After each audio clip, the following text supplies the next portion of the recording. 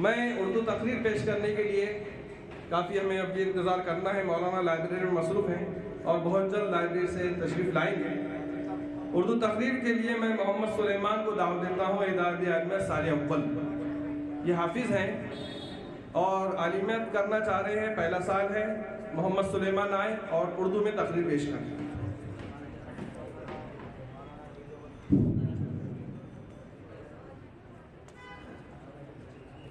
الحمد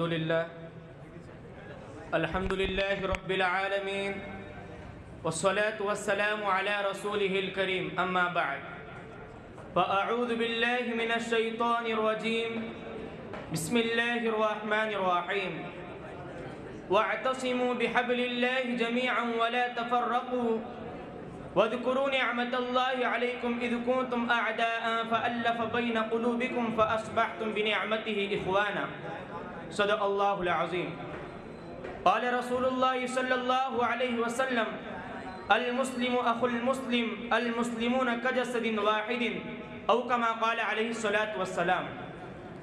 برادران اسلام اور عزیز ساتھیوں، میں آپ جیسے عظیم المرتبہ شخصیات کے روبرو اتحاد و ایک جہدی کے عنوان پر کچھ لب کشائی کرنے کی جسارت کر رہا ہوں۔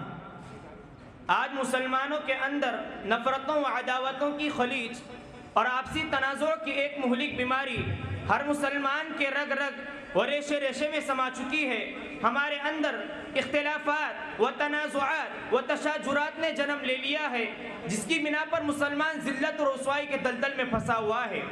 مسلمانوں کے مختلف جماعتوں اور تنظیموں میں آپس میں اتحاد و اتفاق باقی نہیں۔ کوئی اپنے آپ کو شیعہ کہتا ہے، کوئی اپنے آپ کو سنی کہتا ہے، کوئی اپنے آپ کو بریلوی کہتا ہے، کوئی اپنے آپ کو مودودی کہتا ہے، کوئی اپنے آپ کو دیوبندی کہتا ہے۔ وآخر الدعوانا الحمد للہ رب العالمین۔